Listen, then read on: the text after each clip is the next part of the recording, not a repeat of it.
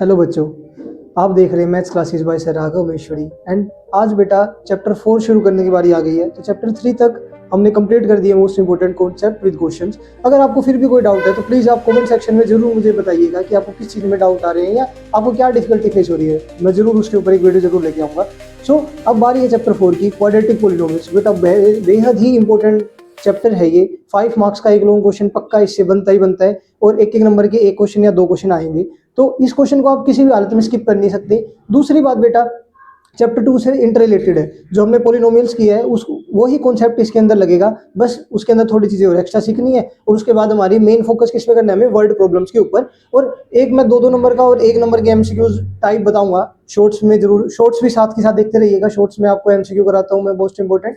सो उसके अंदर वो टाइप कवर करने के बाद आपका पूरा चैप्टर ही कवर हो जाएगा। प्रैक्टिस करते रहिएगा। चलिए देखते हैं, मैंने कॉन्सेप्ट लिख दिया है, फटाफट एक रिव्यू ले लेते हैं इसका। कॉन्सेप्ट क्या है, एक क्वाड्रेटिक इक्वेशन है, किस तरह की होती है, ax square plus bx plus c is equals to 0। Quadratic polynomial हमने पढ़ा था, इक्वेशन बनानी है तो उसके इक्वल्स टू में कुछ होगा तो इक्वल्स टू 0। अब हमें पता है रूट्स और जीरोस, मैंने तब भी डिस्कस किया था। रूट्स क्या होती है, x की वो वैल्यू जिनको रखने पे मेरा पॉलिनोमियल क्या बन जाए, 0। सो हमारी क्वाड्रेटिक पॉलिनोमियल की ज्यादा से ज्यादा कितनी रूट्स होती हैं, जी बिल्कुल 2 रूट्स होती हैं। एक को नाम जनरली हम अल्फा देते हैं और दूसरे को नाम बीटा। अब इन रूट्स को निकालने के कितने तरीके होते थे, दो तरीके। पहला मिडिल टर्म स्प्लिट, ये तरीका हमने चैप्टर 2 में सीख लिया था।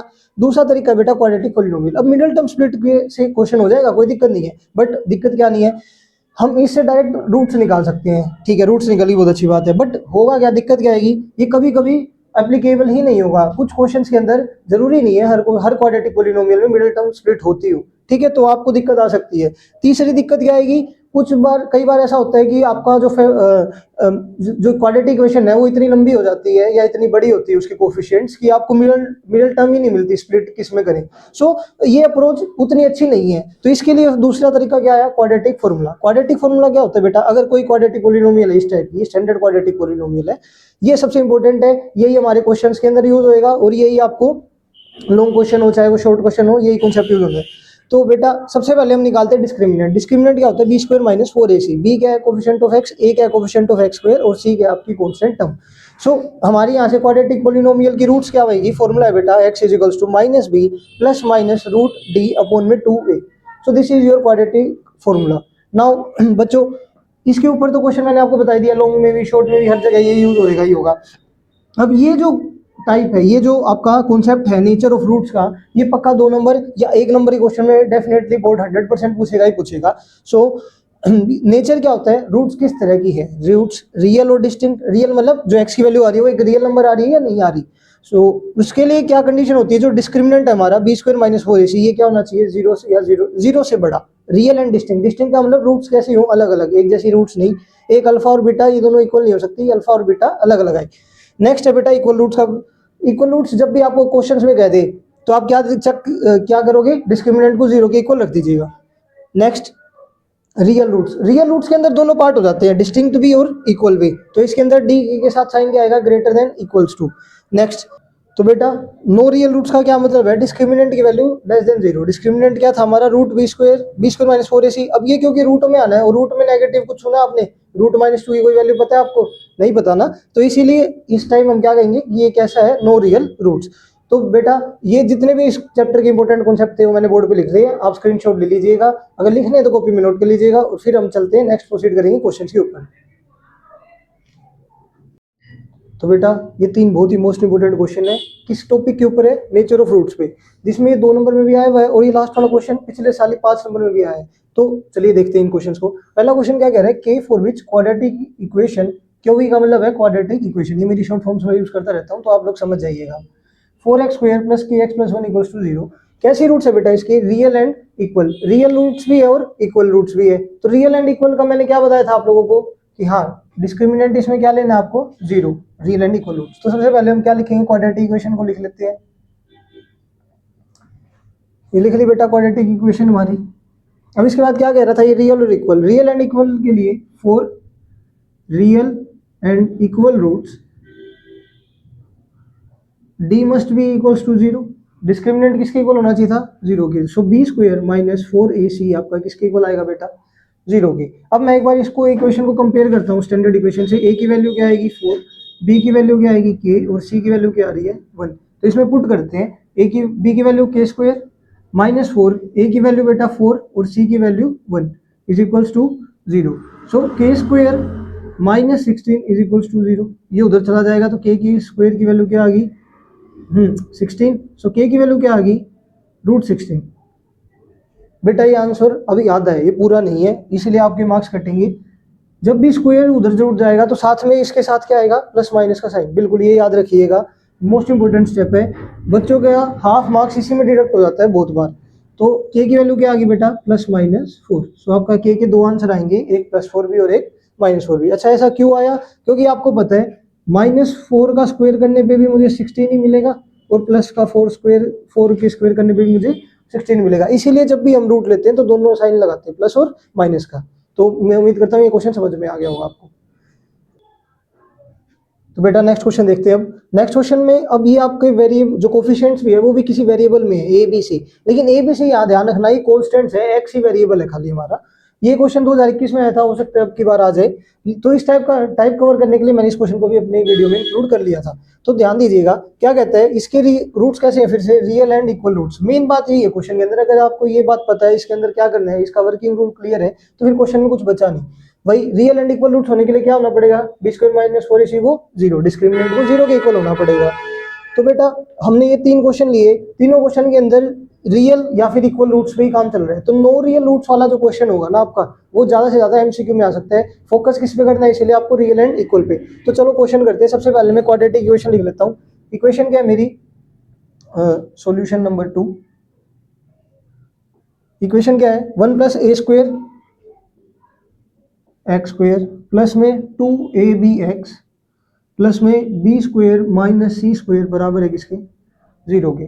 नाउ आप कंपेयर करोगे इसको, तो जो आपका फर्स्ट टर्म है a की वैल्यू मैं कैपिटल A से लिख लेता हूँ उसको, comparing with standard equation. Standard equation क्या होती है हमारी, ax² plus bx plus c is equals to 0। अब मैंने कैपिटल क्यों लिए, क्योंकि स्मॉल वाले तो ऑलरेडी आपके इक्वेशन में आए हुए हैं, तो कंफ्यूजन ना हो इसीलिए मैंने कैपिटल ले ली। 1 + a², b की वैल्यू क्या आई बेटा 2ab और c की वैल्यू क्या आई आपकी b² - c²। यहाँ तक आप सबको क्लियर है बेटा। आप लगाते हैं for roots are real and equal. Real और इक्वल होने के लिए जो b² - 4ac है उसको क्या होना पड़ेगा 0। सो b की वैल्यू पुट करते हैं, b की वैल्यू क्या थी 2ab। अब याद रखना इस पूरे का होल स्क्वायर करना है, -4, a की वैल्यू 1 + a² और c की value b² - c² is equals to 0। अब बेटा कई बार गलती क्या होती है, हम स्क्वायर करते टाइम ना ये इसको ऐसे लिखाते हैं, होगी गड़बड़। यहाँ पे बेटा a का भी स्क्वायर होगा और b का भी स्क्वायर। अब मैं इसको याद रखने के लिए पता क्या कहता हूँ, मैं कहता हूँ आपके घर पे आपकी बुआ जी आई, आप 3 भाई बहन हो, ठीक है। अब हम सबको उन्होंने 50-50 रुपए दिए। अब हुआ क्या, एक ने 50 का रख लिया, बाकी को दिया ही नहीं, तो गलत बात हो जाएगी। तो सबको 50-50 के देने हैं, तो पावर सबके ऊपर आएगी। नेक्स्ट 4, अब ac है तो बेटा इनको क्या करना है मल्टीप्लाई, 1 की मल्टीप्लाई b² से b², फिर 1 की मल्टीप्लाई -c² से -c², देन a की बारी। सो a² b² - a² c² बराबर आएगा 0 के। यहाँ तक क्लियर है। अब इसको खोलते हैं, 4a² b²। अब ध्यान से खोलिएगा क्योंकि बाहर साइन कौन सा बैठा है, माइनस का। ये माइनस का साइन क्या करेगा, अंदर वाले सबके साइन चेंज कर देगा। पहले टर्म अगर प्लस की है तो माइनस की, दूसरी टर्म माइनस की है तो प्लस की, एंड सिमिलरली आगे भी। सो -4b² प्लस का 4c² -4a² b² plus 4a² c²। तो बच्चों मेक श्योर आप अपने कैलकुलेशन के अंदर नंबर नहीं कटवाएंगे। नेक्स्ट 4a² b² से 4a² b² कैंसिल हो जाएगा, बिल्कुल। नेक्स्ट क्या बचा हमारे पास, 4b² माइनस का 4c² प्लस का और 4a² c² प्लस का। तो इन सब में से 4 कॉमन आ रहा है, 4 कॉमन ले लेता हूँ। यहाँ क्या रह गया, -b² plus c² plus a² c किसके बराबर आ गया 0 के। 4 आ जाएगा 0 के नीचे डिवाइड में, 4 क्या बन गया 0 बन गया। नेक्स्ट हमें प्रूव क्या करना है वो भी देखते रहो। हमें ये दिखाना है b² = c² ब्रैकेट 1 + a² बन की बात। देखो ये इक्वेशन बन गई, b² plus c² plus a² c के साथ भी स्क्वायर था भाई, इज इक्वल्स टू 0। ये -b² उधर जाएगा तो प्लस b², थोड़ा ऊपर को कर देते हैं यहाँ पे। तो b² उधर गया तो प्लस का b², यहाँ क्या रह गया c²। दोनों में से c² कॉमन आ रहा है, अंदर क्या रह गया 1 + a² और किसके बराबर आ गया, अच्छा होल स्क्वायर नहीं है ये बराबर आ गया बी स्क्वायर के। आपको यही प्रूव करना था, हेंस प्रूव। तो इसी तरह से कॉन्सेप्ट वही लगा है, बट क्या हुआ, हमने जो क्वेश्चन का वर्किंग रूल था वो सेम रहा, बट क्वेश्चन क्योंकि वेरिएबल के टर्म्स में था, वो सारा काम किस में चला, वेरिएबल्स में। तो उम्मीद है आप लोगों को समझ में आ गया होगा क्वेश्चन। चलिए बेटा थर्ड क्वेश्चन देखते हैं। थर्ड क्वेश्चन में कह रहा है smallest value of P for which x square minus two p plus one X plus P square. ये कैसी रूट्स दे, वापस से वही रियल रूट्स, लेकिन अब की बार इक्वल यूज नहीं हुआ, वर्ड इक्वल यूज नहीं हुआ। इसका क्या मतलब कह रहे हैं, डी क्या होना चाहिए, जीरो से बड़ा भी हो सकता है और बराबर भी। देखो आपके पास वो टेबल याद कराई थी, टेबल में क्या क्या थे, real roots, real and distinct. तो जहाँ रियल था वहां पे क्या आएगा, ग्रेटर देन इक्वल्स टू, और जहाँ पे खाली डिस्टिंक्ट वर्ड भी ऐड हो जाए रियल के साथ साथ, तो वहां पे खाली ग्रेटर देन का साइन आएगा। क्लियर है, वहां पे क्या आएगा sign, d greater than zero, कब, जब रियल एंड डिस्टिंक्ट दो वर्ड यूज हो जाए तो। क्लियर है, बट अभी फिलहाल क्या है, खाली रियल, तो हम क्या लिखेंगे, चलेंगे greater than equals to zero. So पहले मैं वही अपनी क्वाड्रेटिक पॉलिनोमियल लिखेंगे सबसे पहले, सॉल्यूशन 3। पॉलिनोमियल क्या हमारा, x square minus two p plus one x, और साथ में प्लस का p square equals to zero. अब इसको कंपेयर करूंगा तो ए की वैल्यू एक्स एक्स स्क्वायर के साथ कोई नहीं बैठा, तो कौन है, वन, हाँ जिसका कोई नहीं उसका वन, शाबाश। तो minus two p plus one x का, अच्छा साइन जरूर लेना है, माइनस का है तो माइनस का लेंगे आप बी के साथ, और सी की वैल्यू क्या है, पी स्क्वायर। उम्मीद है यहाँ तक क्लियर होगा। अब फॉर रियल रूट्स क्या लिखेंगे, for real roots, real roots के लिए b square minus four a c क्या होना चाहिए, should be greater than equals to zero. Okay, अब बेटा जी वैल्यू रखते जाओ, minus two bracket p plus one और इस पूरे का whole square, minus four a की वैल्यू वन और सी की वैल्यू पी स्क्वायर, और ये क्या है, जीरो है, जीरो से बड़ा। अब वही बुआजी ने पैसे दिए तो सबको बराबर और बांटो, तो दो का स्क्वायर चार, माइनस टू का स्क्वायर, स्क्वायर करने पे क्या हो जाएगा, प्लस का, ठीक है, इस पे पी प्लस वन का whole square minus four P square should be greater than equals to zero. इसको खोलो बेटा होल स्क्वायर को, तो P square plus one plus का two P minus four P square should be greater than equals to zero. इसको फिर multiply करेंगे तो फोर पी स्क्वायर प्लस का फोर प्लस का eight P minus four P square should be greater than equals to zero. Four P square से four P square cancel हो गया, यहाँ पे पी था, फोर उधर जाएगा तो माइनस का हो जाएगा, greater than minus four p, और पी की वैल्यू क्या आएगी, greater than equals to minus four by eight, that is one by two. तो पी की वैल्यू क्या आई हमारी, माइनस वन बाई टू या उससे बड़ी, बट होना क्या चाहिए, अब ये क्या कह रहा था हमें, स्मॉलेस्ट वैल्यू। तो मैं कह रहा हूँ पी की value minus one by two और उससे बड़ी मिलेगी, तो हमें तो सबसे छोटी चाहिए, तो सबसे छोटी वैल्यू क्या मिलेगी बेटा, माइनस वन बाई टू। तो देयरफॉर हम क्या लिखेंगे, smallest value of P is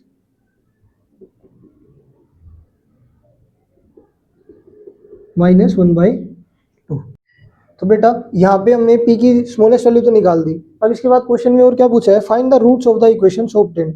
अब जो पी की वैल्यू आई है उसको हमारी इक्वेशन के अंदर रखना है, फिर उसके बाद हमें इक्वेशन से रूट्स निकालनी है। तो रखो इसकी पी की value X square minus two minus one by two plus one X plus minus one by two का स्क्वायर बराबर जीरो।